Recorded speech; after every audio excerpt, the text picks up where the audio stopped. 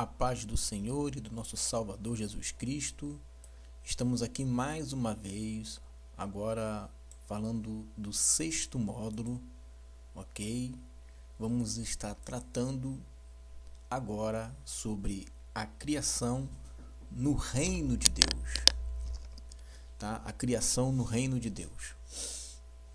Nós já passamos pelo primeiro módulo, o propósito divino para o tempo do fim. Nós já passamos pelo segundo módulo, que é a realidade bíblica do reino de Deus. Já passamos pelo terceiro módulo, que é a estrutura do reino de Deus. O quarto módulo, que é o território do reino de Deus. O quinto módulo, que é anulando os sofismas de morar no céu. E agora o nosso sexto módulo, a criação no reino de Deus. Tá? Esse módulo, sexto módulo, a criação do reino de Deus, antes que eu me esqueça, entre o quarto módulo e o quinto módulo, ou seja, o território do reino de Deus e anulando o sofisma de morar no céu, existe ali outros links que vai tratar acerca do arrebatamento da igreja, que seria o quinto módulo, né? Ou o quarto módulo, parte 2, que fala sobre a concretização do reino de Deus, tá? Então é só acessar o link ali e aí você vai poder ouvir a continuidade. Não está nessas ministrações porque esse foi um estudo feito isolado, avulso, por isso que eu não coloquei aqui, mas quem acompanha é só acessar os links lá. Então esse módulo, o sexto módulo, a criação no reino de Deus, do reino de Deus, ele está 100% atrelado ao nosso terceiro módulo, que é a estrutura do reino de Deus. É interessante, eu aconselho a você que, se você não ouviu a estrutura do reino de Deus, você vai ficar vai ficar assim, né? Mas como isso? Entendeu? Então é interessante que você, antes de você ouvir esse sexto módulo, a criação do reino de Deus, você ouça o terceiro módulo, que é a estrutura do reino de Deus. Estão todos os links aí, estou colocando esses vídeos no meu playlist, é só acessar e pronto. E você vai ter todo o conteúdo do seminário, tá? Então, como vocês se lembram, eu falei sobre a estrutura do reino de Deus, que é dividida em 4 dimensões, que é o rei, o governo, o povo e o território. Essas 4 dimensões, tá? Elas dão, né, uma ideia bem clara de que como que é distribuído, né, na mente de Deus essa questão do reino em si, né, da teocracia em si, como que é dividido tudo isso, tá? Então nós começamos de trás para frente. Ao invés de ser rei, governo, povo e território, vai ser território, governo, né? Território, povo, que é a aula de hoje. Ok? Vamos mudar as ordens disso daí. Muito bem. Então nós vamos falar hoje sobre o povo, ou as nações, ou a criação, tá? No reino de Deus, ou do reino de Deus. Quando eu falo a criação, não estou dizendo que eu não sou criado, também sou criado, mas é um termo que a própria Bíblia usa. Então a gente vai usar esse termo que é a própria Bíblia que usa, ok? Vamos ver então aqui como que é a estrutura da criação, tá? Na Bíblia há uma clara distinção entre os filhos e a criação de Deus, tá vendo? Ó? O próprio texto ele já dá margem para essa interpretação. Ó. Romanos 8,19 diz assim: a ardente expectativa da criação aguarda a revelação dos filhos de Deus. Quem estudou o terceiro módulo sabe que eu expliquei, né, acerca dessas dimensões ali dentro desse texto. Então, vamos lá. Existe uma ardente expectativa, tá, da criação que está aguardando a revelação dos filhos de Deus. Tem um grupo que são os filhos de Deus e existe um outro grupo que é a criação. Um vai revelar a glória, o outro aguarda com expectativa a revelação dessa glória. O contexto de Romanos 8,19 diz que a criação ficou sujeita à vaidade não pela sua própria vontade, mas por causa daquele que a sujeitou. Então esse texto não está falando de árvore, não está falando de estrela, não está falando do planeta Júpiter, não está falando da ameba, da minhoca. Ele está se tratando de seres humanos que aguardam com expectativa a revelação dos filhos de Deus. E essa revelação dos filhos de Deus eu vou tratar quando eu falar de governo. O que é interessante entender aqui é que existe uma criação que aguarda essa revelação, tá? Enquanto não houver essa revelação, essa criação fica sujeita à vaidade, ok? Mas ela fica sujeita à vaidade não pela sua própria vontade. Aí é que está o detalhe, que nós vamos ver isso aí com mais detalhes. Gênesis 1:28. E Deus os abençoou e lhes disse: sede fecundos, multiplicai-vos, enchei a terra e sujeitai-a, dominai sobre os peixes do mar, sobre as aves dos céus e sobre todo animal que rasteja pela terra. Se lembram das 4 dimensões do reino, né? Rei, governo, povo e território. Então nós temos aqui, o rei, que é Deus, tá? O governo, que é quem é abençoado por Deus, tá? O povo, que é quem é sujeitado por esse governo, e a terra, que é o território. Beleza? Então aqui hoje nós vamos nos deter especificamente a esse grupo aqui, que é o que está sujeito a esse aqui, que foi abençoado por esse daqui, tá? Então você observa que o propósito de Deus lá no Éden era de fazer um governo que sujeitasse a Deus, tá, povos descendentes de Adão, tá, na terra. Okay? Esse era o propósito de Deus. Gênesis 28 é o protótipo, era o que Deus queria lá no Éden. Por isso que Jesus falou, né, que o reino de Deus está preparado desde a fundação do mundo. Porque na fundação do mundo você já viu o reino de Deus. Ali era o reino. Deus queria que aquilo ali fosse perene. Tanto é que ele coloca a árvore da vida ali, para que aquilo não acabe, que aquilo seja eterno. O propósito de Deus era esse. Salmo capítulo 47, versículo 8. Deus reina sobre as nações. Deus se assenta sobre o trono da sua santidade.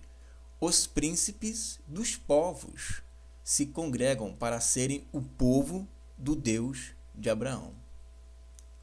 Ok? Então você observa aqui que o salmista está dizendo que, olha, os príncipes dos povos, tá? Eles vão se congregar, e esses príncipes, ou seja, os principais, eles serão o povo do Deus de Abraão. O Senhor se assenta, o Senhor reina sobre as nações, ele estabelece o trono da sua santidade, e no meio dos povos, Deus escolhe alguns ali para serem príncipes, tá? Mas são qualquer tipo de príncipe? Não, esse príncipe é o povo do Deus de Abraão. Esses príncipes são descendentes de Abraão, ok? E eles estão ali no meio dos povos, ou seja, isso significa que no meio dos povos haverá um grupo em destaque, tá? E haverá um povo que estará sujeito a esse que está em destaque. Salmo 33, 2. Feliz a nação cujo Deus é o Senhor, e o povo que ele escolheu para a sua herança. Então nós vemos aqui o seguinte: feliz é a nação cujo Deus é o Senhor, e mais quem? E o povo que ele escolheu para a sua herança. Então nós vemos aqui o povo que ele escolheu para a sua herança. Quem é o povo que ele escolheu para a sua herança? Os príncipes dos povos. E a nação seria o povo. Entendeu? Que Deus é Senhor porque ele reina soberanamente. Tá? Ele reina soberanamente, assentado no seu trono de santidade. Tanto sobre o povo que ele escolheu sobre a sua herança, para a sua herança, quanto para as nações que ele é Senhor. Ele é o Deus de todos os povos, de todas as nações, o Deus de Abraão e da sua descendência. Contudo, a sua descendência são os príncipes que estarão reinando sobre este segundo grupo, que é chamado de criação de povos e de nações. Tá? Salmo 47, versículo 3. E ele nos submeterá os povos e porá as nações debaixo dos nossos pés. Escolherá para nós a nossa herança, a glória de Jacó, a quem amou. Então você observa que existe uma profecia, que a profecia não pode ser anulada. Eu sempre digo isso: a profecia não pode ser anulada. Tá? Nós vimos isso com diz respeito ao território. Profecia é profecia, tem que se cumprir. Então está dizendo que o Senhor, ele submeterá os povos e porá as nações debaixo dos nossos pés. Tá? Esse submeter as nações debaixo dos nossos pés, tá? Não significa que nós vamos pisar e humilhar elas, não é isso. No mesmo sentido que está lá em Romanos, né? Que Deus de paz em breve esmagará Satanás debaixo dos vossos pés. Não. Esse aqui significa que nós estaremos sobre o domínio deles. Perdão, nós estaremos sujeitando eles a Deus. Observe, ele nos submeterá. Tá? Ou seja, eles estarão sujeitos a nós, né? Isso que está lá em Gênesis 1, 28. Ok? Não é isso que está escrito lá? Né? Sujeitai-a. Não é isso que está escrito aqui? Submete. Submeter é sujeitar. Tá? E ele nos submeterá aos povos e porá as nações debaixo dos nossos pés. E escolherá para nós a nossa herança, a glória de Jacó, a quem amou. Salmo 111, versículo 6.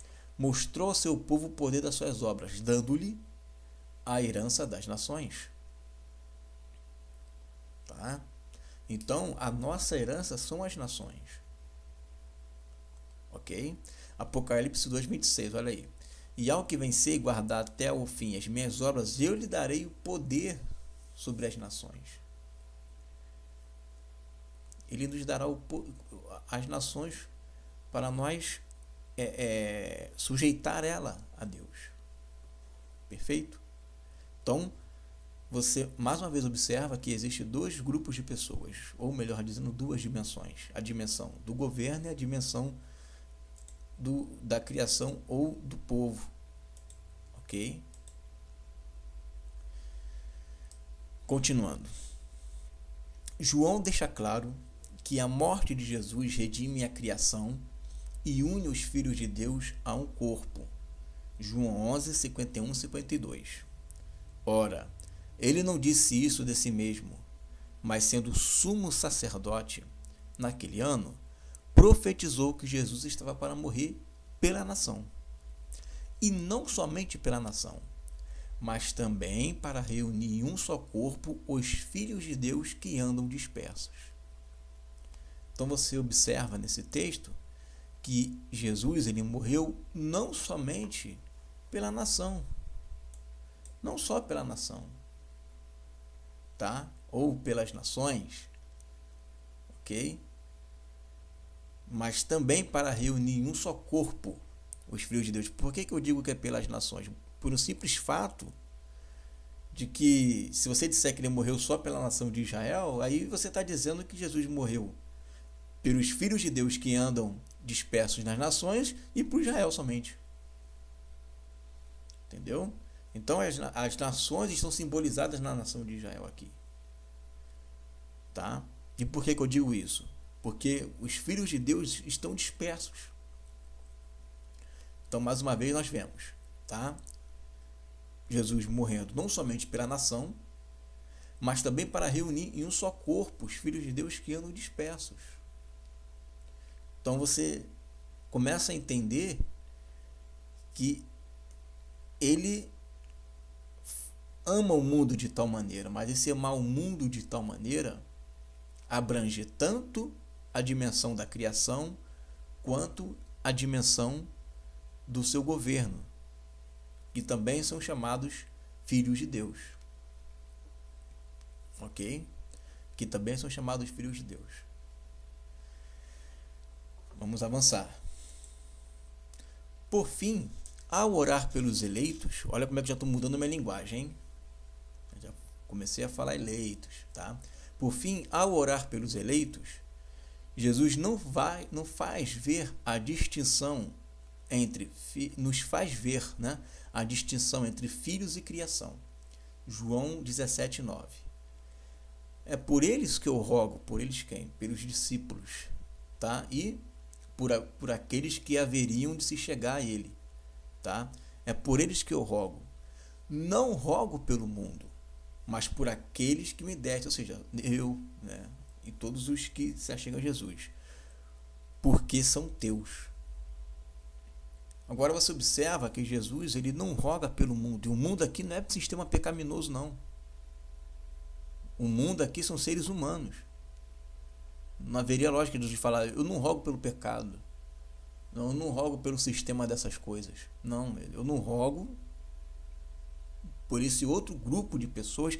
E depois Jesus vai dizer por que ele não roga. Porque ele conclui a sua oração de João 17 dizendo, para que todos sejam um, assim como eu e o Pai somos um, para que eles sejam um em nós, para que o mundo creia que tu me enviaste. A resposta pela qual Jesus não roga pelo mundo é porque a solução das nações ou da criação, como está lá em Romanos capítulo 8, são a manifestação dos filhos de Deus. Ok? Então Jesus sabia muito bem qual era o propósito. Jesus sabia, né, que existia um grupo de pessoas e esse grupo ele não iria crer no Evangelho como os filhos de Deus de fato creem por intermédio do novo nascimento.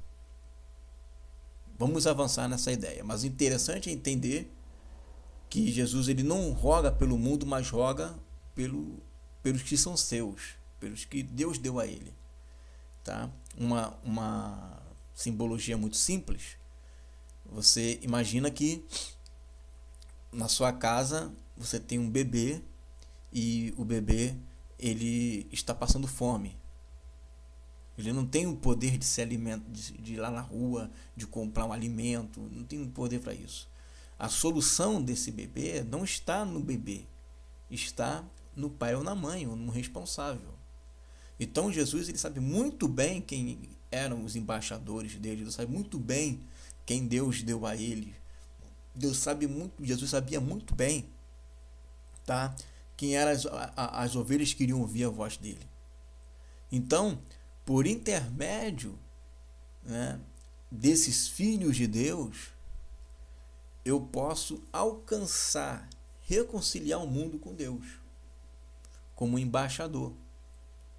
Então, a solução do mundo está nos filhos, porque quando os filhos forem um com o pai e com um filho, então o mundo crerá que ele foi enviado. Ok?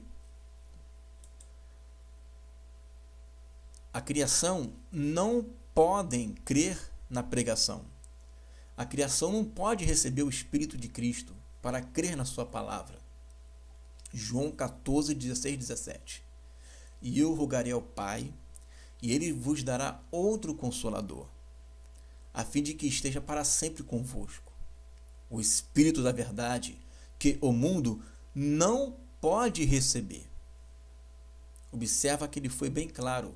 O mundo não pode receber, porque não o vê, nem o conhece. Vós o conheceis, porque ele habita convosco e estará em vós. Agora, o mundo, ele não estará neles. Esse Espírito não estará neles.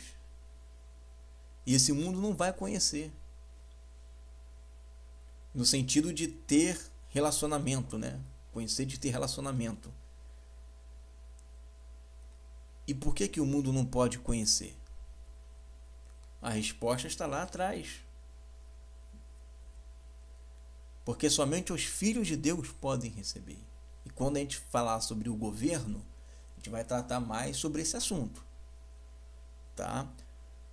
Por enquanto, a gente vai tratar só daqueles que são criação. Quando nós falarmos sobre os filhos de Deus, aí a gente vai entrar mais nesse assunto de novo nascimento, entendeu?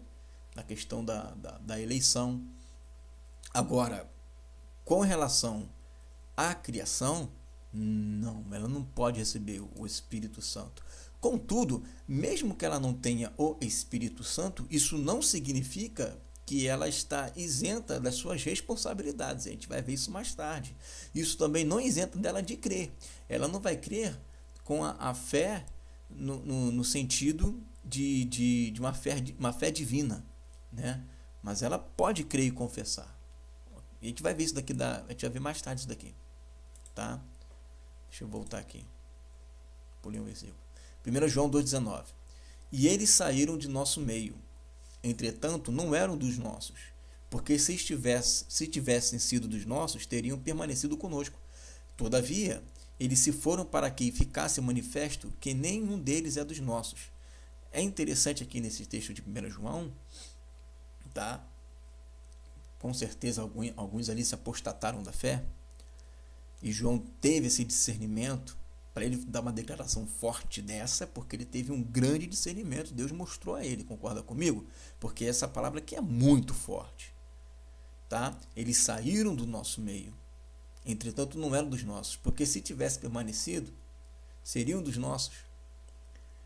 Aqui não está dizendo que quem é dele vai ficar predestinadamente ali no meio. Não é isso. O que ele está querendo dizer é que ele teve uma revelação, ele teve um discernimento que havia pessoas ali no meio daquele povo que não pertencia àquela congregação. E ele sabia que esse pessoal saiu daqui do nosso meio porque não era. Esse, de fato, esse não é. Isso aí é o que está dizendo é o seguinte: eu tenho certeza que esse daí não é um dos nossos. Eu tenho absoluta certeza. Tá? Então havia ali um consenso de que havia dimensões diferentes de pessoas. Havia dimensões diferentes de pessoas. Tá? Eles tinham esse entendimento. E ele foi muito... ratificou bastante nesse texto. Olha, e ficou manifesto que ele não é um dos nossos, porque se ele fosse dos nossos, teria permanecido conosco, não teria saído do nosso meio. Nenhum deles é dos nossos. Ele fala isso umas 4 vezes, né? Dos nossos, não permaneceu conosco, né? Então ele foi muito enfático. Ele poderia dizer assim, bom, eles poderiam ser dos nossos, mas preferiram amar, né? E tem versos no Novo Testamento que falam isso, né? Que Deus os resgatou, mas eles preferiram, né? Eles rejeitaram, renegaram o seu Salvador, que os resgatou. Existem textos assim, né? Que você vê claramente que é uma apostasia, igual Himeneu e Fileto, que amaram mais as coisas desse mundo, né? Mas em 1 João não fala isso. 1 João falou, olha, esse daí não ficou porque não era mesmo. Esses daí não ficaram porque realmente não tinha jeito, não era para permanecer. Então João tinha essa noção. Uma coisa é alguém se apartar e haver um lamento. Olha, eles negaram, né, o Senhor que o resgatou, ou eles se apartaram da fé. Vamos tentar resgatar ele, como tentamos. João, ele poderia escrever assim, mas ele falou, olha, esquece. Esse daí não era um dos nossos, não. Então havia esse raciocínio, né?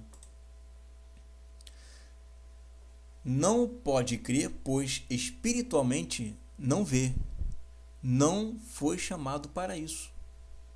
Efésios 1,18. Iluminados os olhos do vosso entendimento, para saberdes qual é a esperança do seu chamamento, qual a riqueza da glória da sua herança nos santos. Então preste atenção no que eu vou dizer aqui. E agora muita gente vai concordar comigo, ok? Assim espero, né? Quando a pessoa ela está no mundo, ela está morta, ela não tem discernimento do que é certo, do que é errado, do que é santo, do que é profano.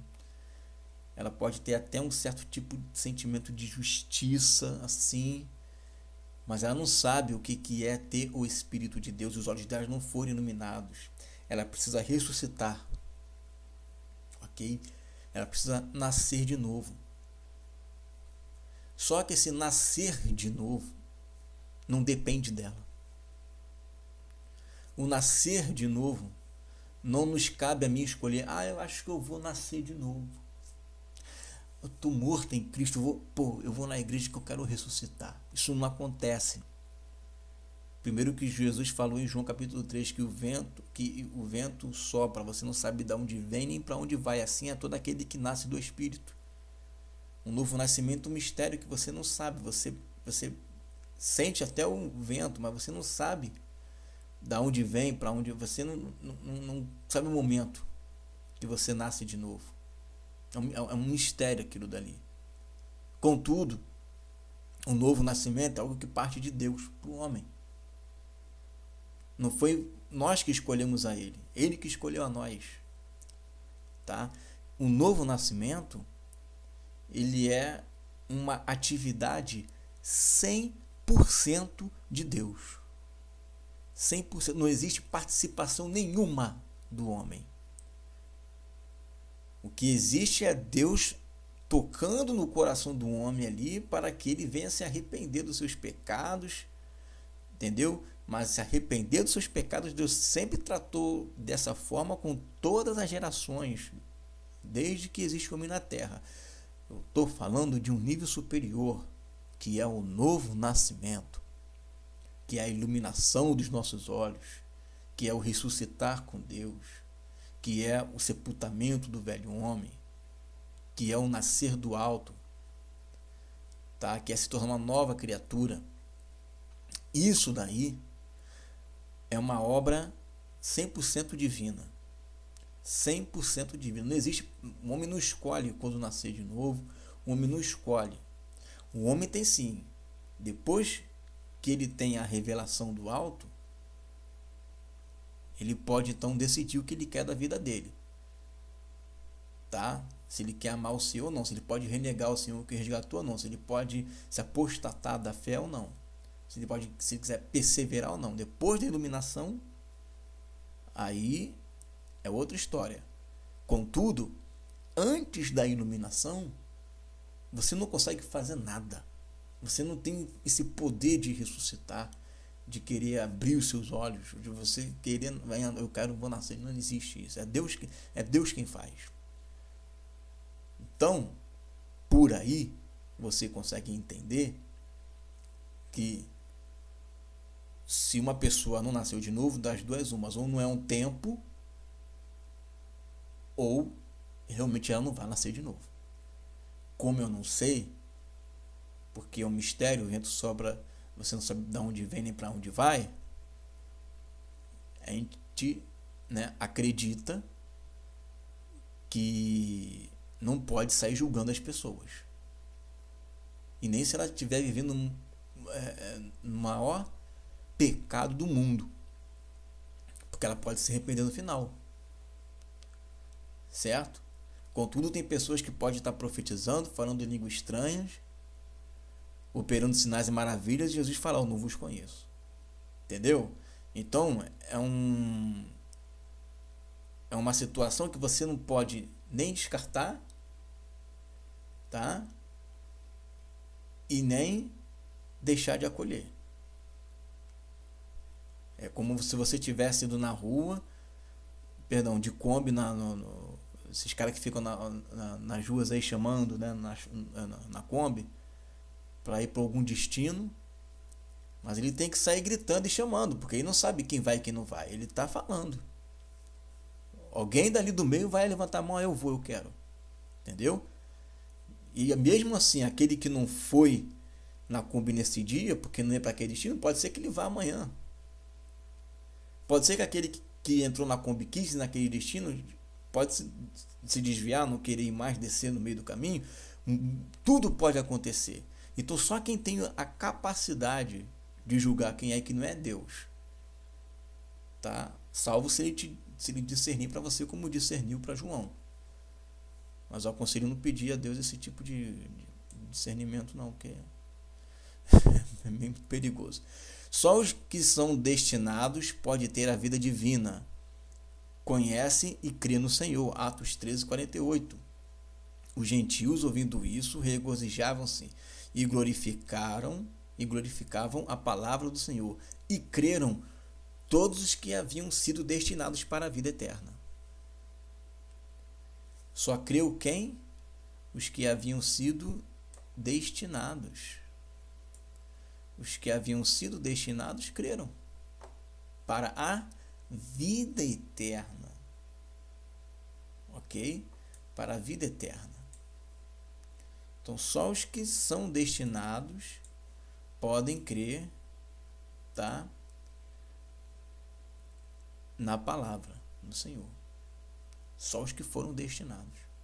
Não tem por onde correr. Está escrito. Não tem por onde correr. Tá?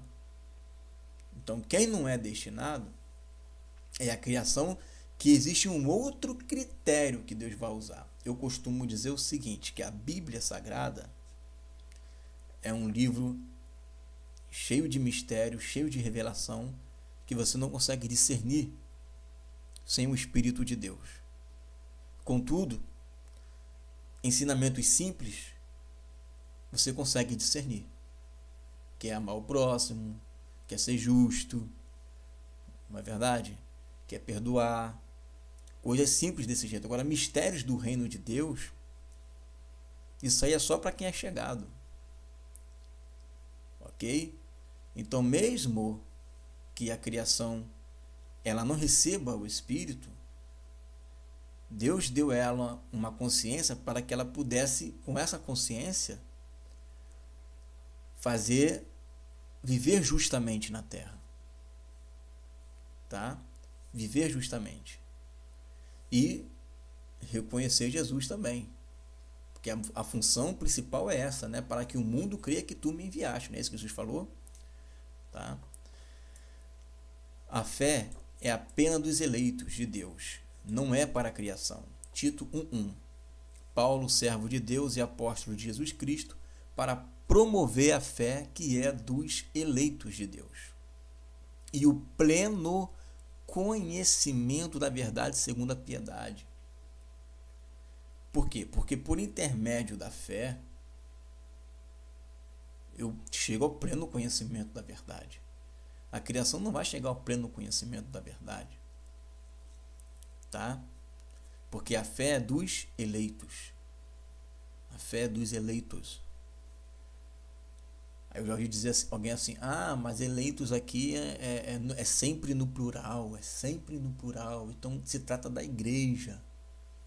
Então se você não estiver na igreja, você não é eleito, se você estiver na igreja, você é eleito. Atos 13:48, os que haviam sido destinados para a vida eterna. Ele não era igreja antes de crer. Passou a crer, se tornou igreja, mas antes de ser igreja ele já era destinado. E agora? Em João capítulo 12, que o sumo sacerdote Caifás, ele fala, profetiza, que ele morreu não somente pela nação, mas para reunir em um só corpo os filhos de Deus que andavam dispersos. Ele chama de filhos de Deus antes mesmo de Jesus morrer. E aí? Chamamos de filhos de Deus antes mesmo de terem nascido de novo. ok? 2 Tessalonicenses 3:2. E para que sejamos livres dos homens perversos e maus, porque a fé não é de todos. Ué, por que tem até um ministério aí, né? Fé para todos? Não, tudo bem, só se for para todos os eleitos. Porque a fé não é de todos? Porque a fé é só dos eleitos. Essa fé divina, essa fé de pleno conhecimento da verdade, essa fé gerada pelo Espírito Santo, é só para os eleitos. Ok?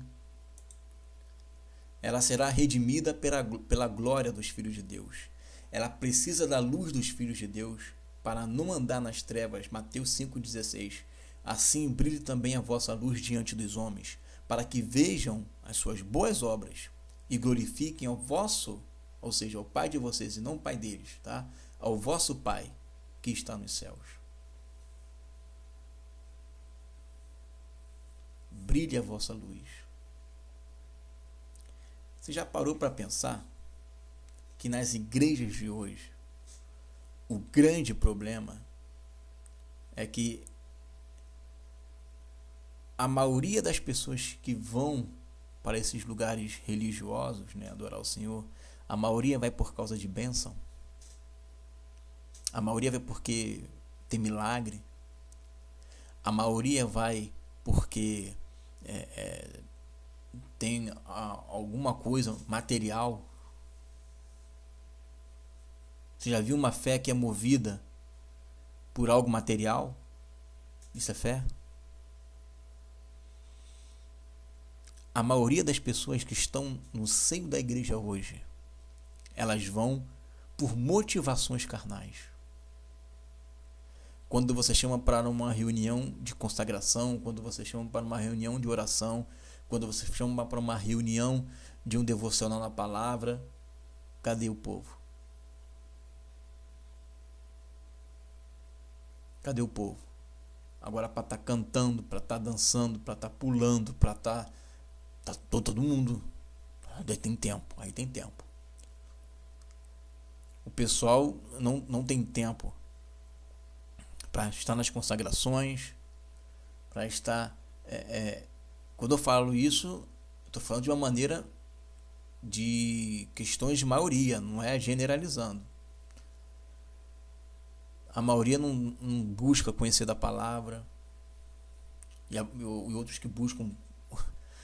Tem muita heresia por aí, mas eu estou falando em questões normais, né? Deixando esse ponto de lado. A maioria está ali por causa da bênção.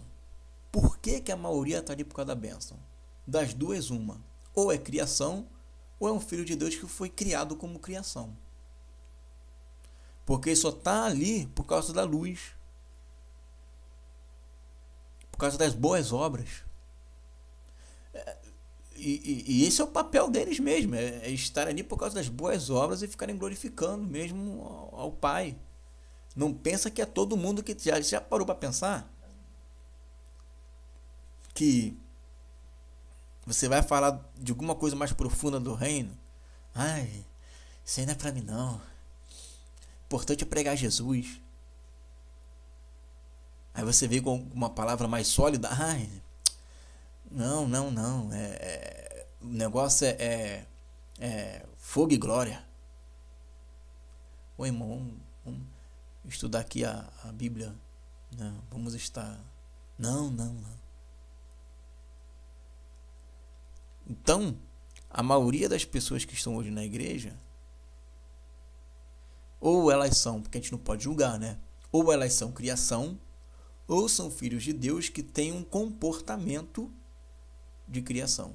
E não se admire se você vê um certo tipo de criação que esteja disposto a conhecer da palavra também. Porque toda a terra se encherá do conhecimento do Senhor.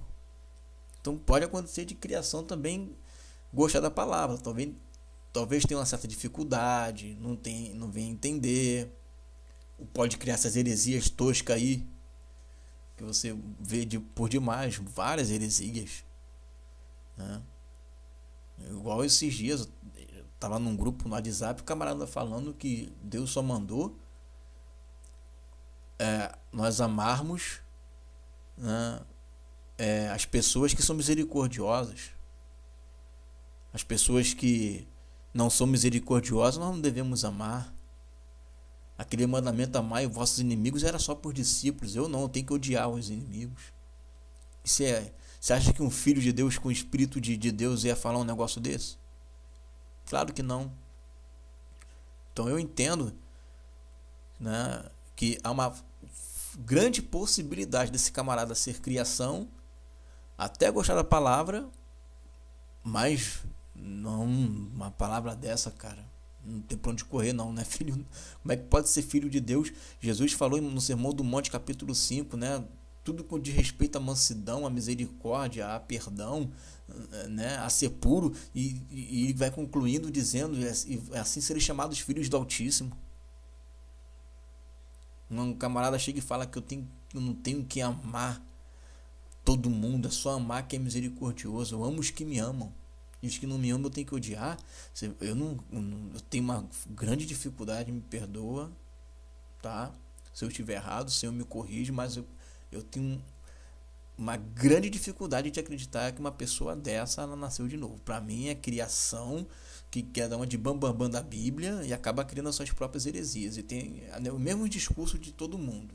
Eu tenho a revelação, né? Que eu já preguei a verdade para vocês e vocês não aceitaram. E o juízo vai vir sobre vocês. Aquela ladainha de todo falso profeta. Tá? Então, a criação está ali para isso. Quando Jesus ele estava caminhando com os discípulos, ele estava operando os milagres, ele não estava ensinando aos discípulos a ficar debaixo da saia dele pedindo milagre.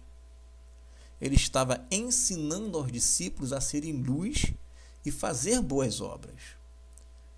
Tem gente que gosta de, quando vai pregar aquelas passagens, né, de Jesus, que ele está movendo ali as águas ali e ele cura o aleijado.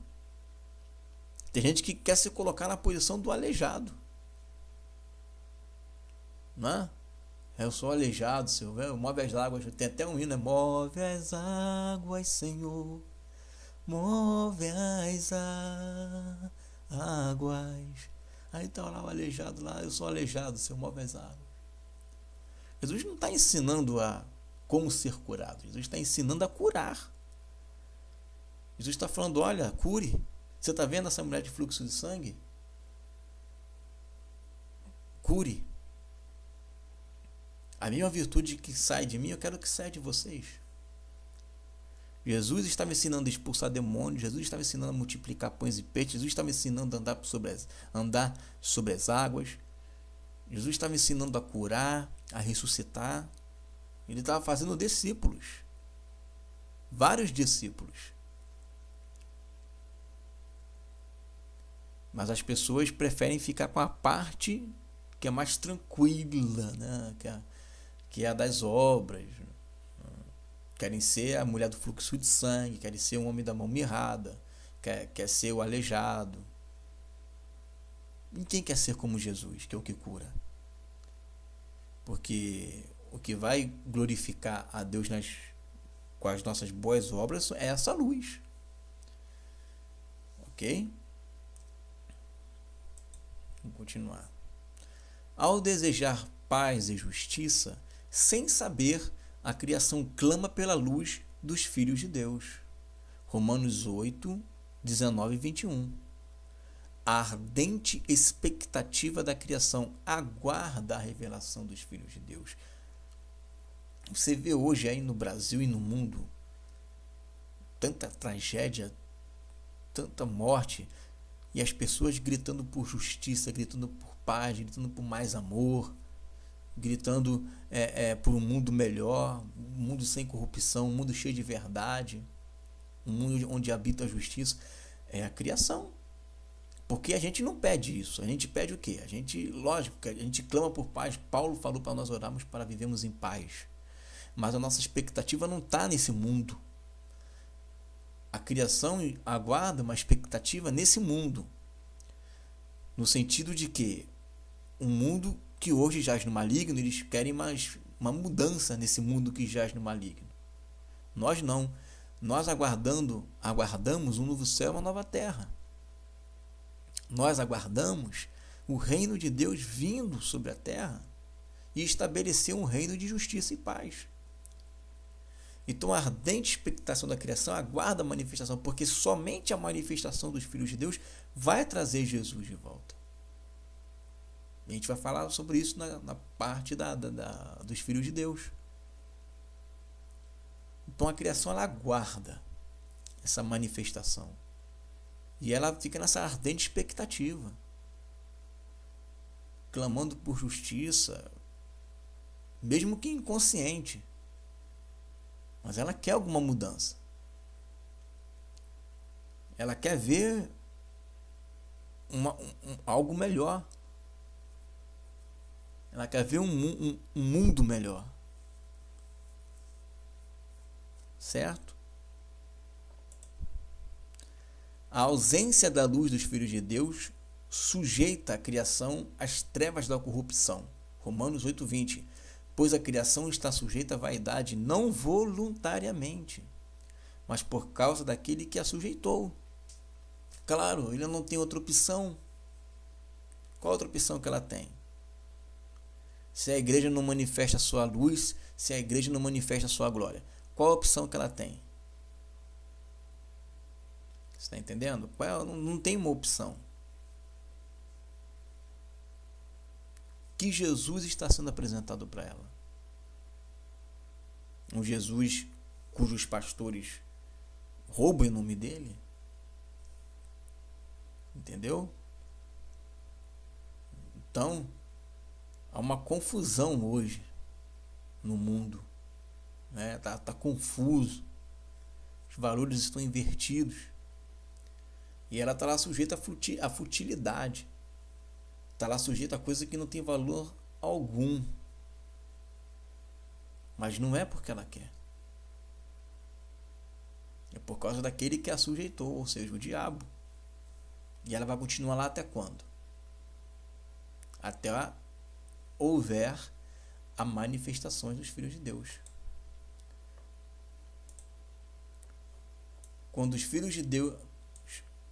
Quando a luz dos filhos de Deus brilha, toda a criação é redimida e vitalizada.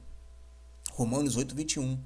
Na esperança de que a própria criação será redimida do cativeiro da corrupção para a liberdade da glória dos filhos de Deus. Então, quando essa liberdade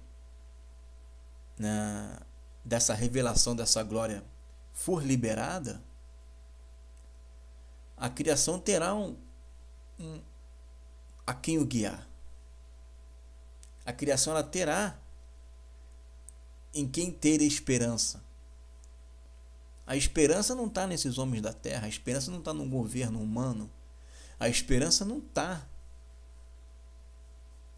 no presidente, no senado, no vereador, em qualquer tipo de político. Não existe solução. O mundo vai realmente caminhar de mal a pior. Não pensa que vai melhorar. Se tem algum lugar bom, é tudo por enquanto. O cerco está fechando. O cerco está fechando. As profecias têm que se cumprir. Vê lá em Apocalipse. Mas em contrapartida, ao mesmo tempo que vem dias difíceis, também vem dias de glória. Aqueles mesmos dias difíceis que estavam lá na igreja primitiva, de perseguição, de morte, também havia arrebatamento, também havia ressuscitar os mortos, havia as pessoas ressuscitando os mortos, havia curas a balde. Então, da mesma forma que vinha, né, uma perseguição, vinha também a glória de Deus. Então o cerco está fechando, mas para a igreja está tudo muito bom, porque o propósito da igreja é atingir essa revelação, essa glória, para a própria liberdade da criação, para ela ser livre, redimida desse cativeiro da corrupção. Toda a criação espera ver essa glória brilhar em nós. Toda a criação. Elas não podem fazer isso. O que elas estão fazendo é aguardando. Enquanto isso não acontece, elas ficam ali sendo enganadas dentro das igrejas com heresias, com falsas curas, com falsas promessas, com prosperidade, né? E outras nas outras religiões, entendeu? Infelizmente é assim.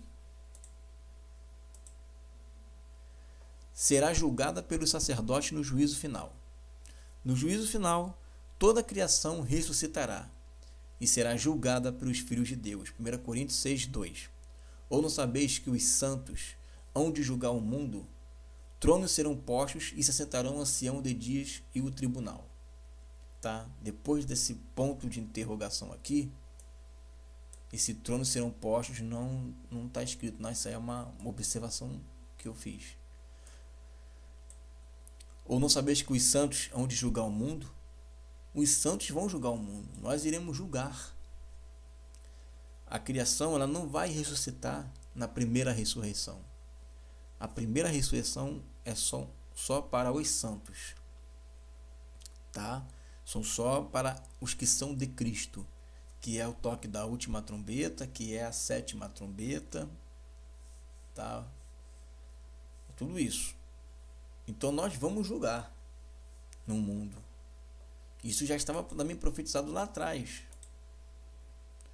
Ó, Daniel 7, 9 e 10. Continuei olhando até que foram postos uns tronos.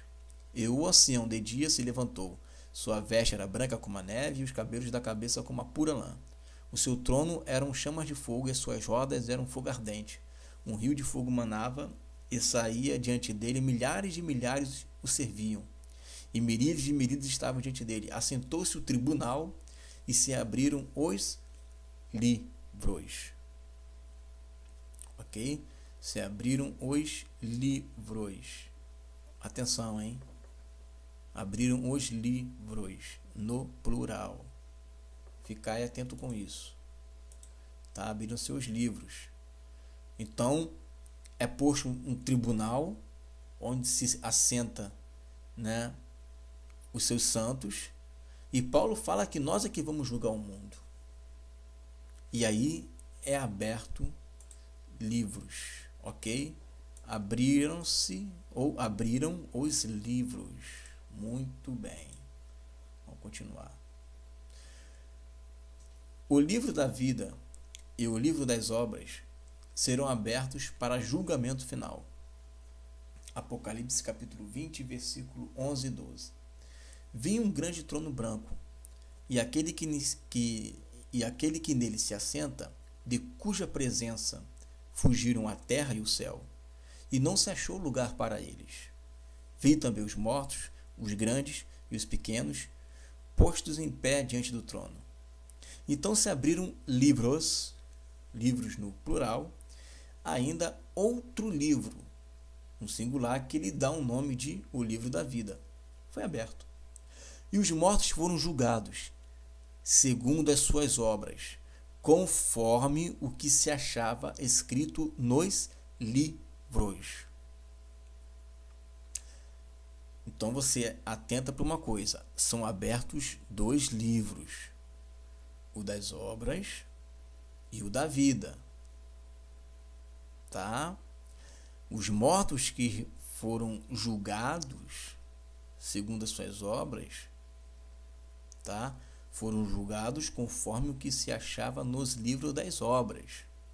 Esse mesmo livro das obras, tá? No plural, ele é indicado lá em Daniel, que é o texto que nós acabamos de ler. Aí você pode me perguntar assim, então que raio está fazendo então esse livro da vida aí? Se o pessoal é julgado pelo livro das obras, por que que o livro da vida está aí? Essa resposta você vai ter no próximo vídeo, porque essa aula está se tratando da criação e não dos filhos de Deus, tá? Então, quando nós falarmos sobre os filhos de Deus que foram destinados para a vida eterna, a gente vai falar sobre o livro da vida, tá? Por enquanto a gente vai tratar somente da criação, que é o que o texto aqui está focando, né? Porque ele não falou nada sobre o livro da vida, ele está focando sobre nesse versículo aqui, nesse versículo aqui, tá? Sobre os que foram julgados segundo as suas obras, ok? Na próxima aula, quando a gente for falar sobre os filhos de Deus, aí a gente vai falar sobre o livro da vida, ok? Será julgado pelas obras realizadas no tempo em que esteve na terra. Apocalipse 20:13. Deu o mal aos mortos que neles estavam. A morte e o além, né, e o Hades, né, entregaram os mortos que neles havia e foram julgados um por um segundo as suas obras. Ok? Então, você vê que as pessoas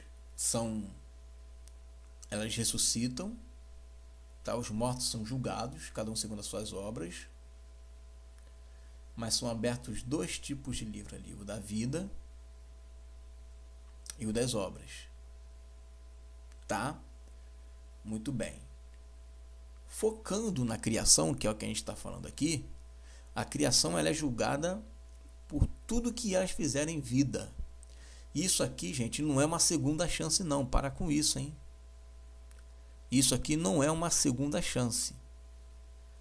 Não tem nada de segunda chance aqui não. O que está aqui é o seguinte: você vai ser julgado pelo que você fez em vida. Você vai ressuscitar e depois que você ressuscitar, você vai ser julgado pelo que você fez em vida. Tá? Não é a segunda chance. Você vai ser julgado. E conforme for o julgamento, você vai receber, né, ou a punição ou a absolvição. Ok? Mas não que seja uma segunda chance. Muito pelo contrário, não tem segunda chance. Já está tudo determinado no que está escrito nos livros. Então não tem uma segunda chance. Tem, sim, um julgamento. A pessoa só é condenada depois de um julgamento e não antes. Vamos ver como que é o critério, né? Como que Deus julga a criação. Lucas 23:34. Contudo, Jesus dizia: Pai, perdoa-lhes, porque não sabem o que fazem. Então, repartindo as vestes dele, lançaram sortes. Atos 7:60. Então, ajoelhando-se, no caso Estevão, né, clamou em alta voz: Senhor, não lhes impute este pecado. Com essas palavras, adormeceu. O que acontece? Qual é a forma em que Deus usa para julgar a criação? Tá? Deus usa um dos princípios do critério dele, eu vou citar outros aqui, mas um dos princípios é a ignorância. Tá? Observa a oração dele: não lhes impute esse pecado, porque eles não sabem o que fazem. Eles não sabem o que fazem. Ok? Então, quando a pessoa não sabe o que está fazendo, ela é digna de receber a oração e você pedir a Deus para não imputar os pecados dessa pessoa. E aí Deus vai resolver o que vai fazer. Porque essa pessoa é ignorante, ela não sabe o que está fazendo. Entendeu? A criação, ela não tem um discernimento. É muito diferente dos filhos de Deus. Quando Jesus falou, né, aquele que cometeu o pecado contra o pai está perdoado, contra o filho está perdoado, mas contra o espírito não está perdoado, nem nesse mundo nem no vindouro, é porque só pode pegar contra o espírito os filhos de Deus. Porque só os filhos de Deus podem pecar contra o Espírito Santo. Porque é somente o Espírito Santo que revela a eles a verdade. Então não existe ignorância. Ele sabe que é verdade, igual no caso ali dos fariseus, sabe que é Jesus, o Espírito Santo testificou que era Jesus, eles entenderam, creram que era Jesus, muitos fariseus creram em Jesus, tá? Mas não o glorificavam, não seguiam ele por causa da glória dos homens. Mas muitos fariseus creram em Jesus, ok? Mas mesmo o Espírito Santo testificando com eles ali: olha, isso aí é de Deus, hein? Isso daí é meu filho. eles chegarem na sede de Belzebu, céu de demônio, por causa da glória dos homens.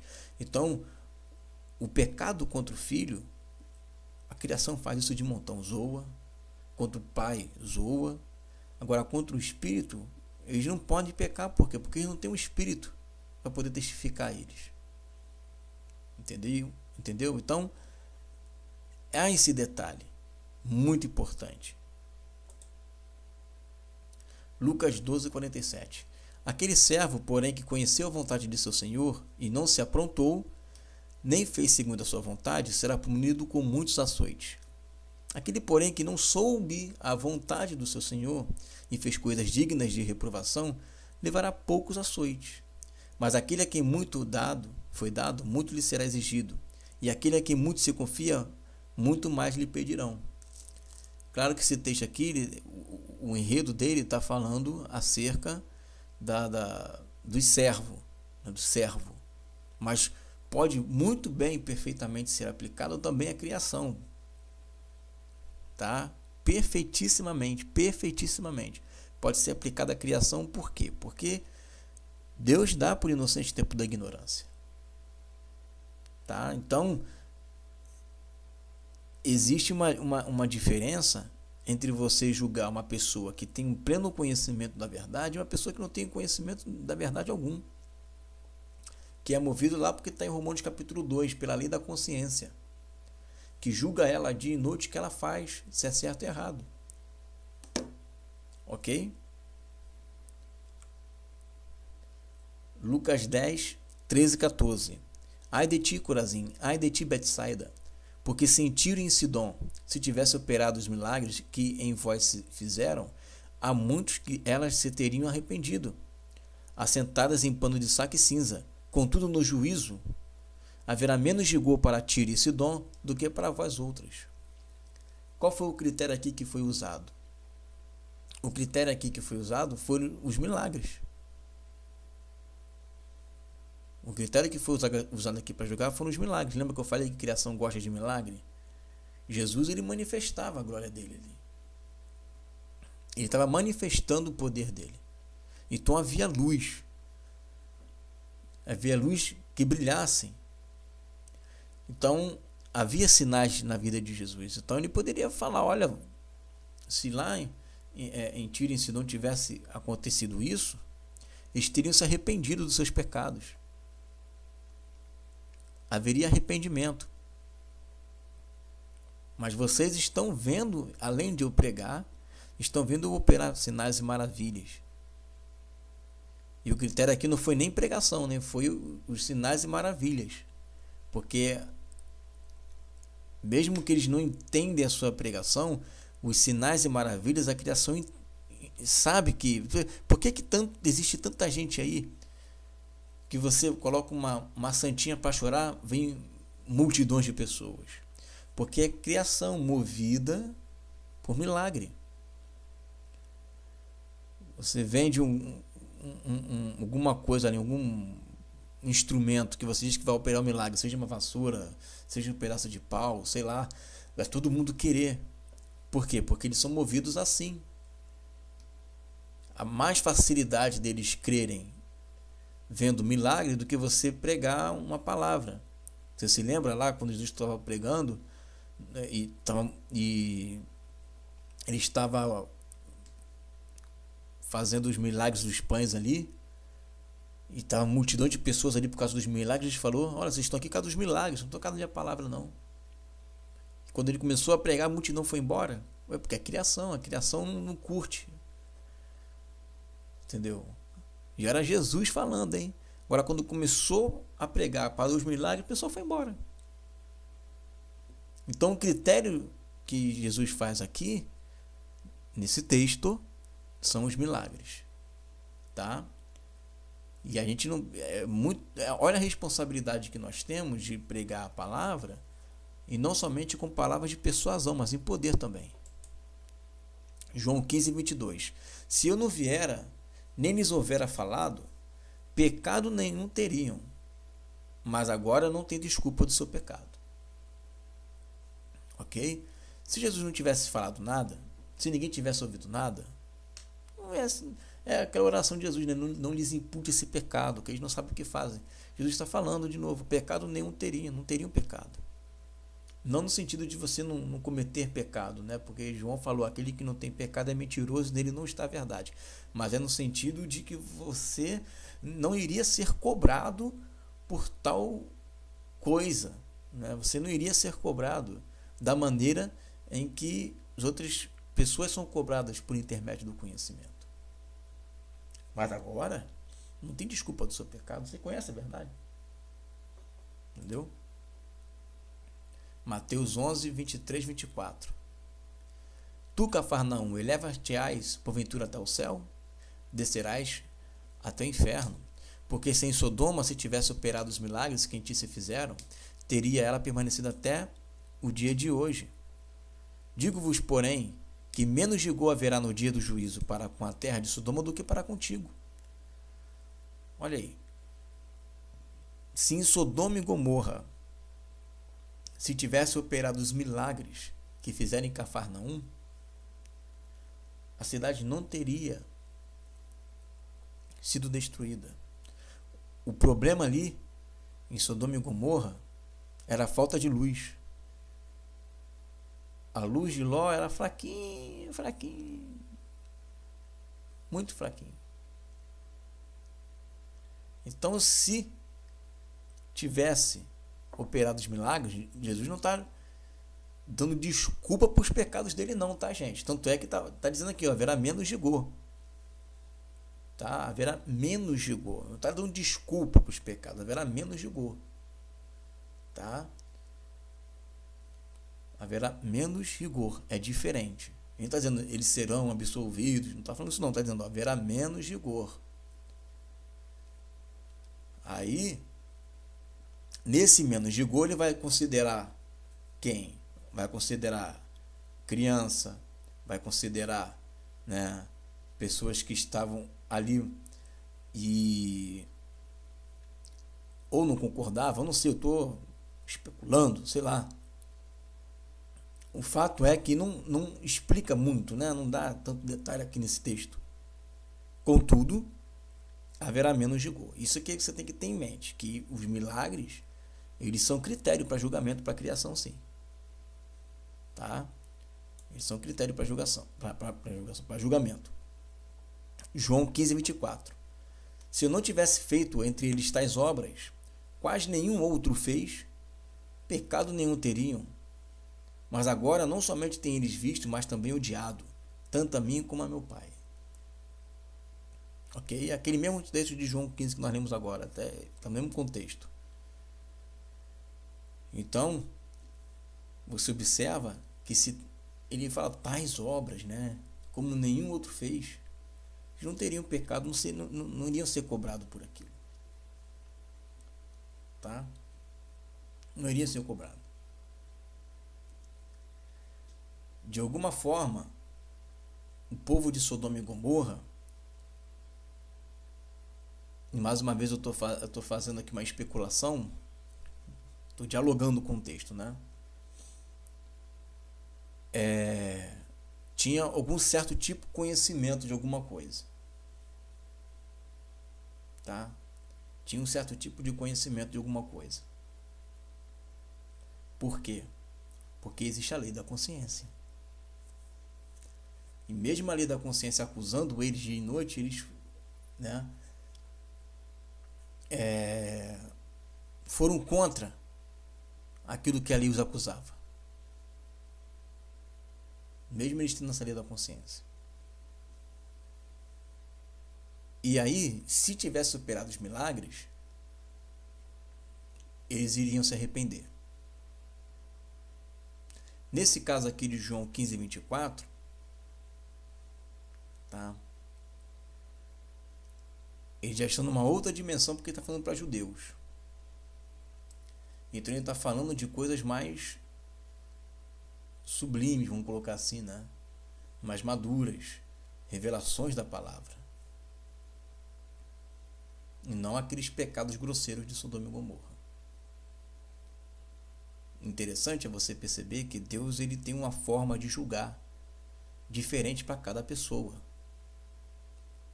Ele vai considerar tudo, a história, os traumas da vida. Ele vai considerar o local onde ele nasceu. Ele vai considerar o seu perfil de pessoa. Ele vai considerar a sua sinceridade. Você quer ver um exemplo? Tem 2 pessoas no hospital. 2 jovens.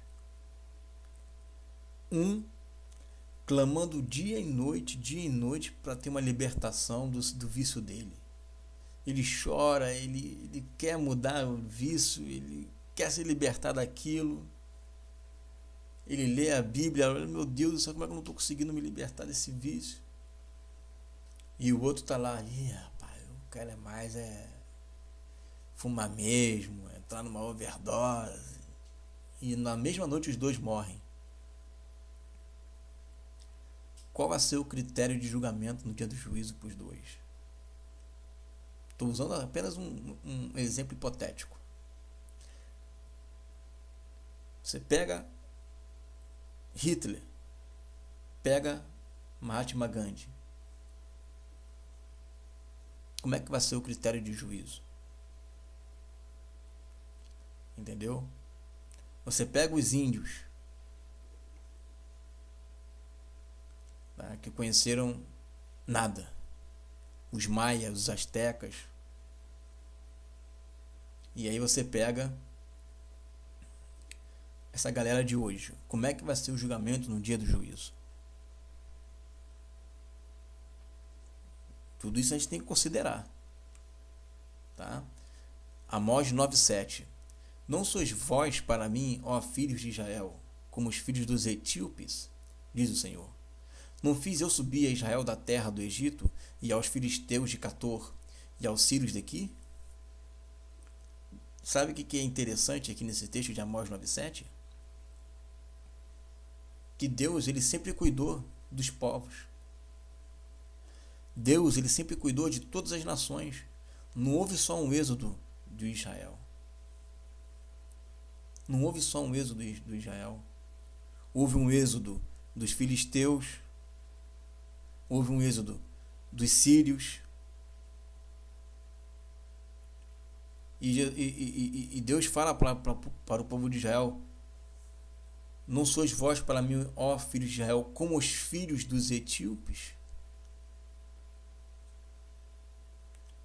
Não existe uma exclusividade. Lógico, existe um povo escolhido. Ok. Mas não existe um abandono de Deus. Deus não pega essas nações e abandona. Da mesma forma que Deus fez um êxodo para Israel no Egito, Deus fez um êxodo para os filisteus e para os sírios também. Deus fez um êxodo com os 2. Deus libertou os 2 do cativeiro. Deus está no controle de todas as nações. E Deus também tem filhos, não somente de Israel.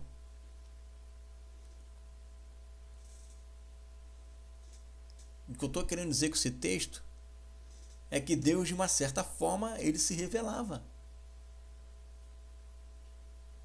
Ele se revelava. Vamos ver isso, Paulo falando, Atos 14, 16 e 17.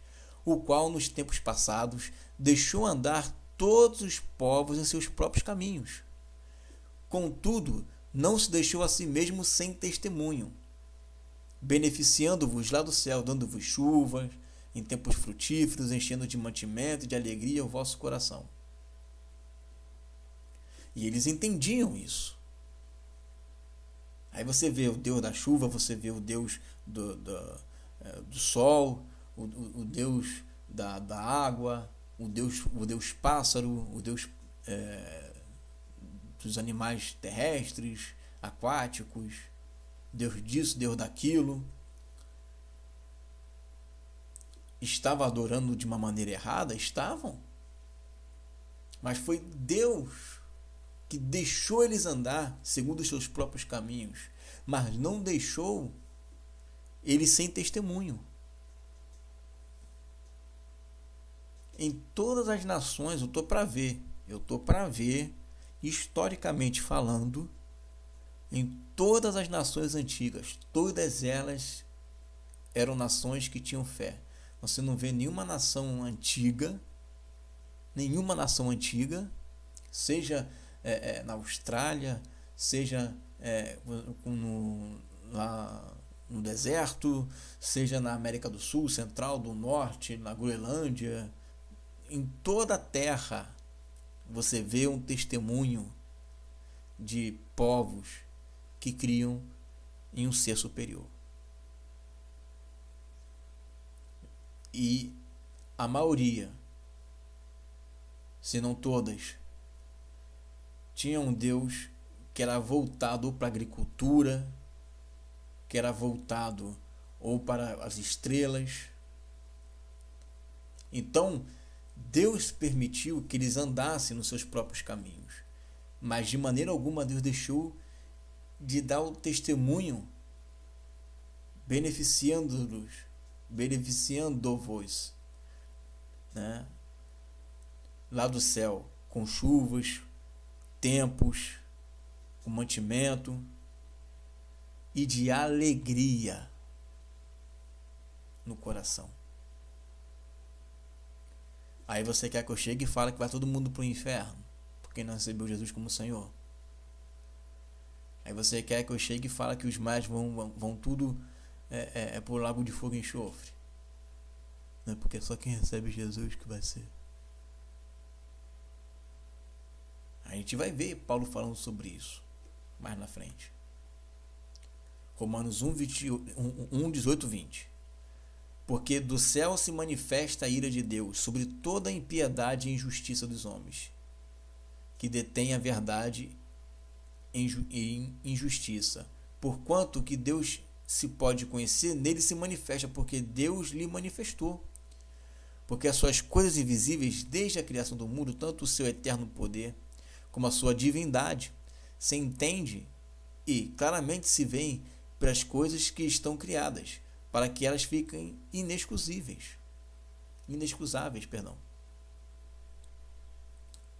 Então você observa que a criação ela manifesta a divindade do Eterno, manifesta a divindade de Deus.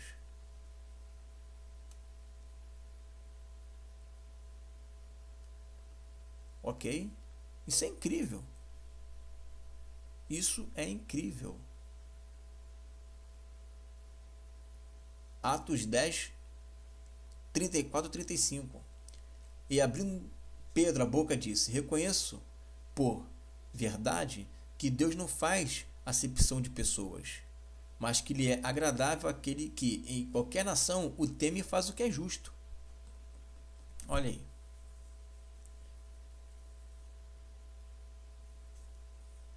Então, os aborígenes, os astecas, os maias, tantas outras milhares de tribos que existem espalhadas e mais de 3.000 tribos, povos que ainda não ouviram do Evangelho hoje em 2016. Se essa pessoa teme e faz o que é justo, Deus não vai fazer acepção de pessoas. Mas não vai fazer mesmo. Agora, aqueles que são de Deus, que Deus já escolheu antes da fundação do mundo, esses vão chegar ao Senhor. A criação, ela vai chegar de uma certa forma ou de outra. Tá? Agora, os filhos de Deus, Deus trata diferente. Tá? Atos 17, 26, 27. E de um só sangue fez toda a geração dos homens, para habitar sobre toda a face da terra, determinando os tempos já dantes ordenados e os limites da sua habitação. Olha como é que Deus deixa tudo, né, amarradinho, né, para as nações. Vou colocar essa nação aqui, vou colocar essa nação lá, não sei aonde, vou colocar até onde ele pode morar, vou colocar aqui os limites, né, da terra, os tempos e as estações.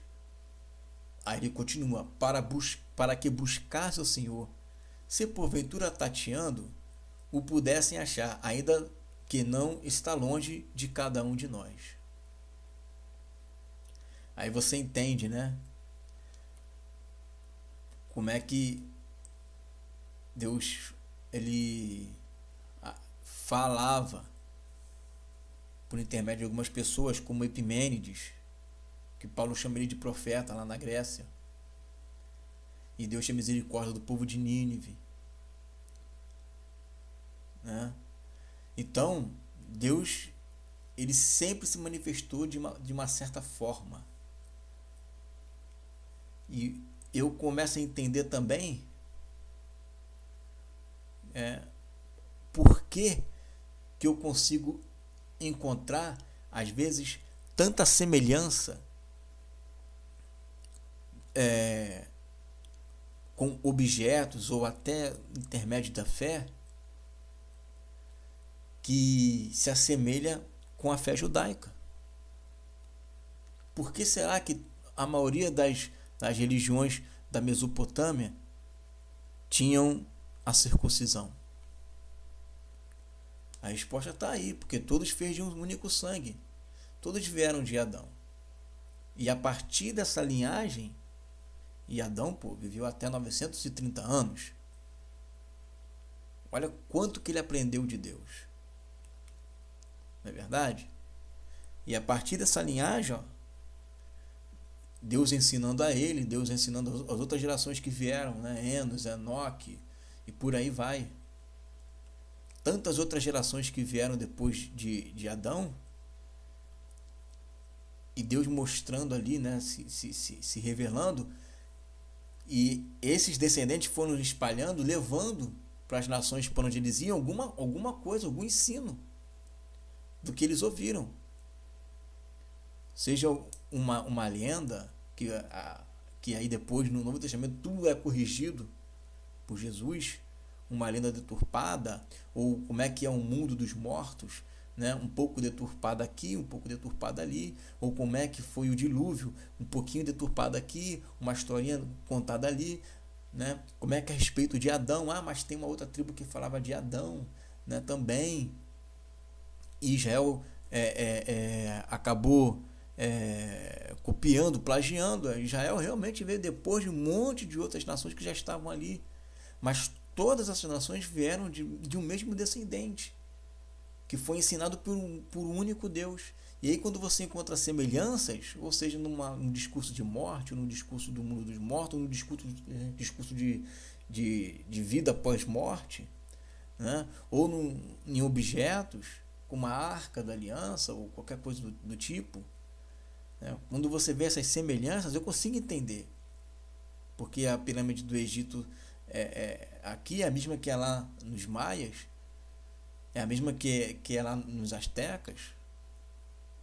Eu consigo enxergar semelhanças de fé em todas as partes do mundo. Em todas as partes do mundo.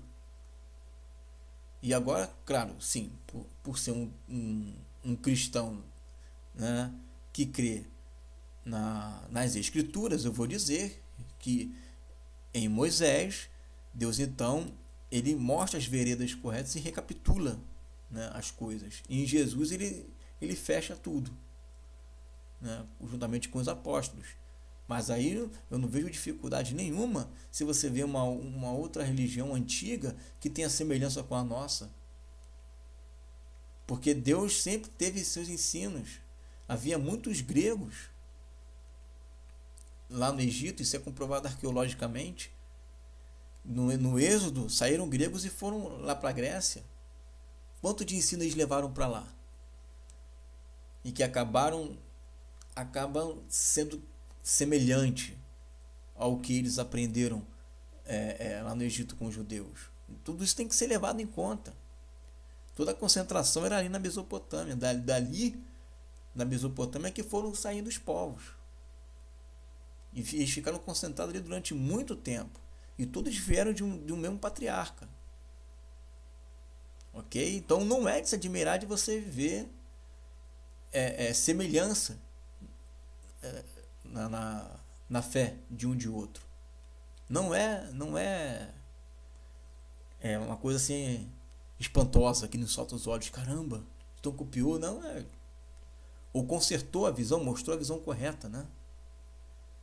Mostrou a visão verdadeira. Seria a mesma coisa se eu tô aqui sozinho no mundo, eu tenho um filho, ensino para ele, ó, isso, esse filho tem outro, tem outro. E claro que daqui a 200, 300, 400, 500 anos, as coisas podem ser até semelhantes, mas não serão iguais. E aí, tempo após tempo, Deus vai levantando profetas. Como levantou Abraão, como levantou Moisés, Deus vai levantando profetas e vai ajeitando as coisas, né? E vai ajeitando, como ajeitou em Jesus. Deus sempre falou para as nações de alguma forma, entendeu? Deixa eu voltar aqui. Atos 17:30. Ora, não levou Deus em conta os tempos da ignorância. Agora, porém, notifica aos homens que todos, em toda parte, se arrependam. Então, ok, vocês ficaram naquela ignorância ali, né? Beleza, tudo bem. Ficar na ignorância, ótimo. Deus perdoou vocês, tá? Ok. Mas, nesse momento, estamos notificando para vocês se arrependerem. Porque esse Deus desconhecido que você sabe, porque esse Deus que criou os céus e a terra, esse é o verdadeiro Deus. Ok? Então aí é que está o segredo.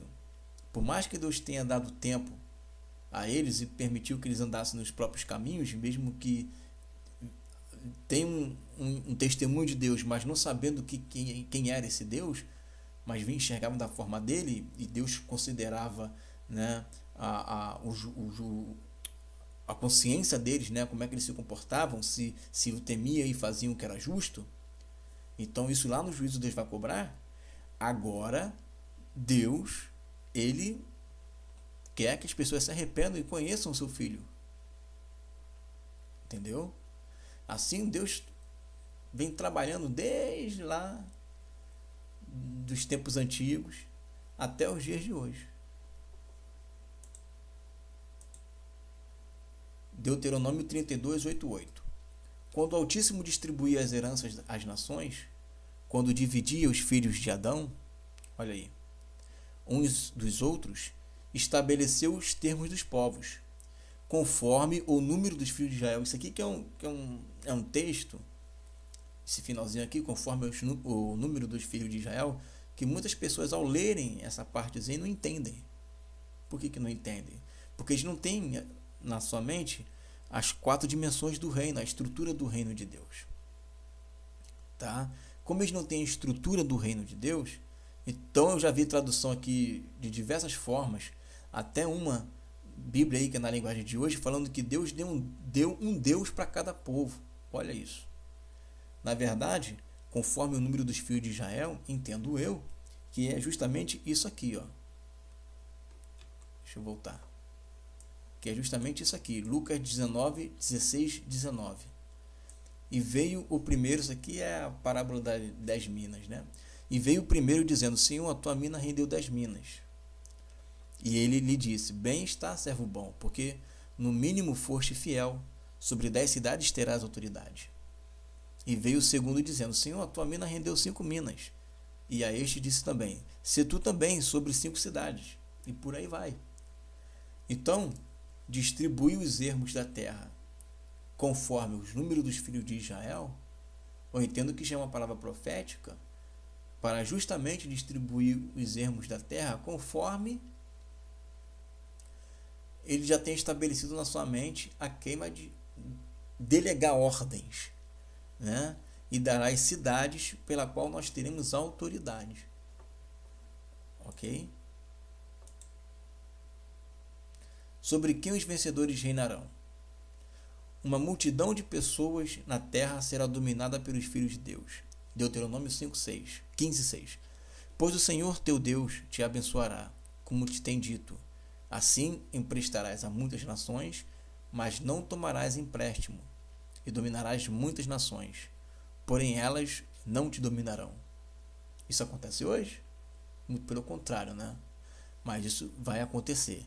Não com o Israel carnal, como nós vimos na aula retrasada, mas com o Israel espiritual, que também tem filhos de Deus nascidos em Israel. Tá? Mas os filhos da fé, que são filhos de Abraão, esses é que são o Israel de Deus, é que será a cabeça das nações. Entendeu? Será a cabeça. Ela, redimida, andará governada pela luz de Deus, que são seus filhos para sempre. Apocalipse 21, 24. As nações andarão mediante a sua luz, e os reis da terra lhe trazem a sua glória. Ok?